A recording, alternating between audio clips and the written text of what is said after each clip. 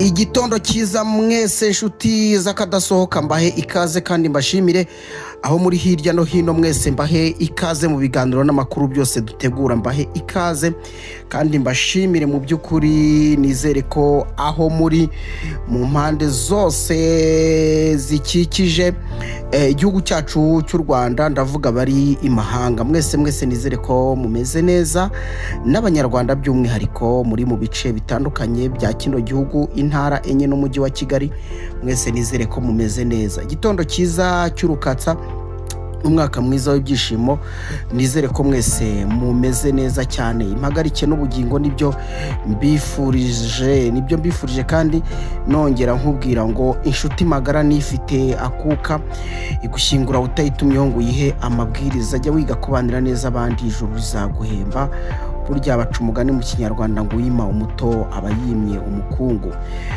ntukarya amanwa aho akavuze ariko ntugate n'umwanya aho utakavuze kandi banaca umugani ngo kubungana umunyu biwuhindura ivu ntukirate rero ibyo ufite ahubwo ujye urata abakene wakuye mu bukene cyane ko ubutunzi bw'isi bwo buyoyoka nk'igicu ibyo ngibyo rero murabizi ngushimire kandi niba waramaze gukora subscribe Imana iguhe umugisha tugiye kongera kubana nitwaye Misango mu biganiro byacu byose dutegura ndabizi ko mubyishimira kandi mukabikunda muri benshi munyemerere noneho tuze kuganira by'umwihariko muzi ko abakobwa bagomba kuba basa neza abakobwa bagomba kuba bagaragara neza haba mu myambarire haba no mu miterere yewe kureba byo bikaba akarusho abakobwa benshi rero ntago mujya mumenya ibanga wakoresha kugira ngo ugire amaso meza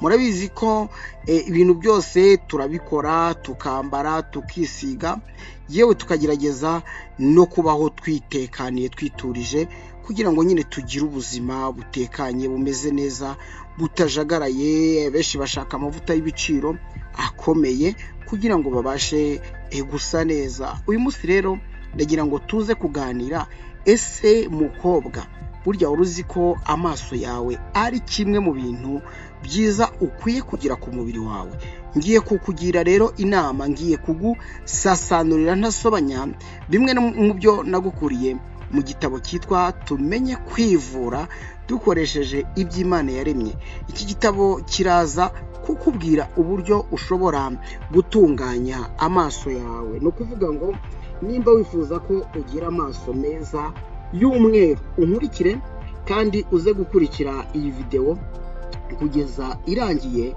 maze uraza gusangamo ibintu bishyashya kuri wowe ibintu utaruzi ariko ibintu bigeze ku icumi bishobora kugutunganyiriza amaso maze nawe bakajya bavuga ngo afite ibyiso byiza arareba neza nyine nawe bikagushimisha cyane ko hari ibyo tunywa hari ibyo turya hari imibereho ya buri munsi ituma tugira amaso atari meza rimwe na rimwe rwose ntakubeshye wabireba nawe ukumva rwose ugize gute ugize ubwoba avutse iri jisho ryanjye umusore narireba mana yanjye we yagira ngo rwose nigiye winywera ibiyobyabwenge byose byo mu isi ariko ntabwo twabura no kuvuga ko hari umuntu wigirira ikibazo cy'amaso mu buzima busanzwe ukabona nyine yarwaye amaso kandi siwe ntabwo yabishatse ntiyigeze anabihamagara ariko hari benshi banywa ibiyobyabwenge bikica amaso ibyo byose rero tugiye kubirebera hamwe ariko tureba ngo ese ni igiki umukobwa yakoresha mu gihe gito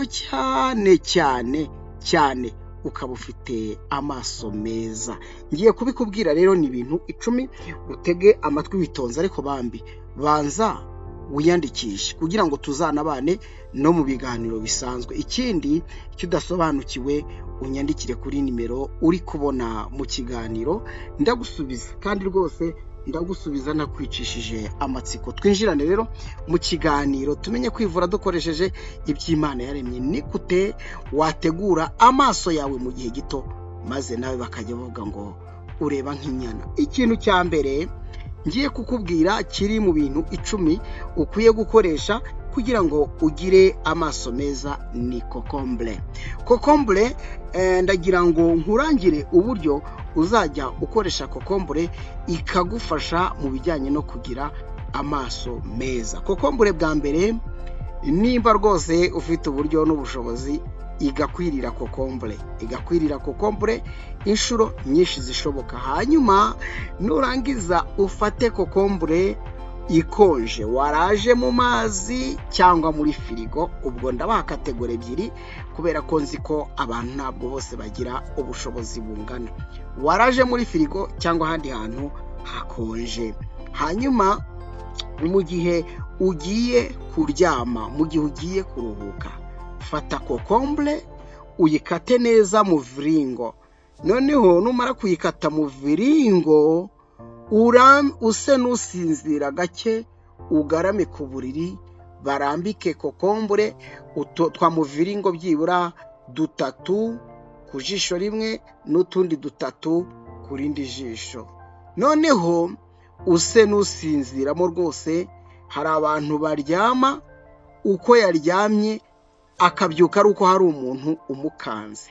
Nugira amahirwe ukaryama ugaramye, byibura kokombure yawe ikaza kumaraho isaha wiryamiye, ndagira nkubwize ukuri, amaso yawe arakamura kokombure buke buke. Noneho kokombure igende yoze ijisho ryawe. Ubwo ni bwa buryo bubiri nkubwiye. Ushobora kurya kokombure ugakoresha n'ubwo buryo. Ubundi buryo bwa kabiri shaka kukubwira wakoresha ukagira amaso meza, imenyereze kwihekenyera karoti inshuro nyinshi zishoboka. Gura karoti, wenda uvuga uti ndarya karoti 7, ubwo ni mu cyumweru. Ndarya karoti zindi 7 mu kindi cyumweru. Rwose mu gihe gito amaso yawe azasa nk'ay'inyana. Ikindi na kijyanye cyakora cyo wenda nubwo ari icya 10, kirasa n'ubundi na cya kindi cyo hejuru twabanje cya kokombure, ariko kino cya gatatu nacyo urasabwa kuruhuka.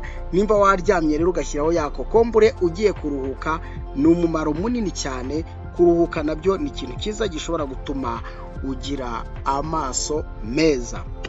Ikintu cya kane ntabura kukubwira ukwiriye kwitaho kugira ngo gifashe amaso yawe, ugomba nacyo kujya ukizirikana cyane. Ni ibintu by'agaciro. Gerageza ushake agatambaro keza. Ako gatambaro kawe uzanye, noneho ugakonjeshe n'ubundi ushyire ku maso yawe. Icyo gitambaro gikonje nacyo kimareho umwanya munini. Ubukonje amaso yawe fate ubukonje. Ngiye kuguha rero ibigereranyo bibiri bikwereka ko ari ibintu by'umumaro cyane. Fata igitambaro gishyushye kivuye mu mazi y'akazuyazi, ubanze wirebe muri miriwari, urebe ukuntu ijisho ryawe risa. Nurangiza ufate cya gitambaro gishyushye ugikoze kuri rya jisho, umareho wenda nk'amasegonda 30. Urangiza ugikureho wongere urebe amaso yawe. Urajya ubona amaso yawe yatukuye, ijisho ryawe riba ryahise ritukura. Bisobanuye ngo ntabwo amaso akorana n'ubukonje. Icyo ngicyo ukimenye.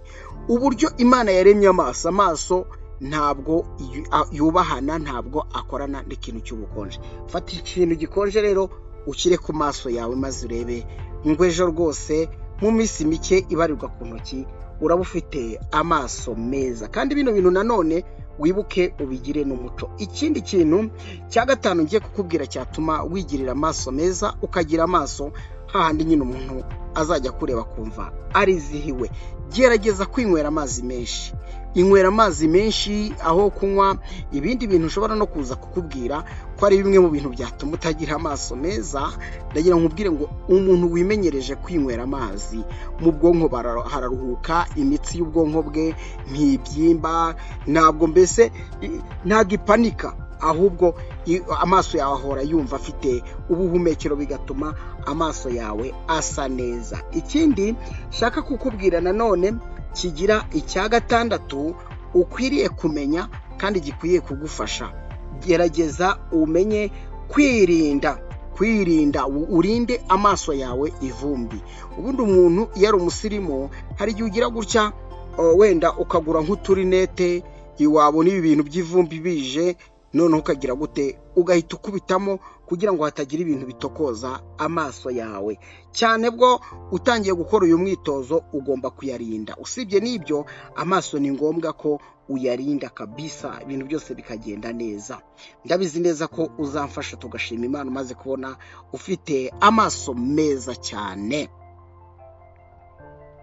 Nabivuze rero icyo ngicyo no kwirinda ivumbi ndetse ukambara rinete. Hanyuma ikindi kintu shaka kukubwira, gerageza kurya imbuto n'imboga. Gerageza kurya imbuto n'imboga mu byo kurya byawe, kandi nkwibutse ibanga, ntugateke imboga ngo uzihishe. Gerageza kuzana imboga ku meza ziri umujugwe, zidahiye neza. Ziriya nizo zigenda zikoza amaso yawe, ibintu bikagenda neza. Icyo ni ikintu cya 7. Ikintu cya 8 shaka kukubwira cyatuma wigirira amaso meza maze abakubonye bakizihirwa bakifuza gusa nawe, nacyo ndagira ngo ugitege amatwi. Ikintu cya 8 nacyo gituma ugira amaso meza ni ukugira gute? Ni ugutembera. Iyo watembereye ukareba ibyiza bitandukanye, amaso yawe agakora muvoma agahweza, burya ni ikintu gituma amaso yawe ameze neza. Wenda waba utuye nko muri Kigali ukazamuka ukigira nko ku musozi wa Bwimo, uwo benshi bakunze kwita Shyorongi, hakunze kuba hari umuyaga uri naturel.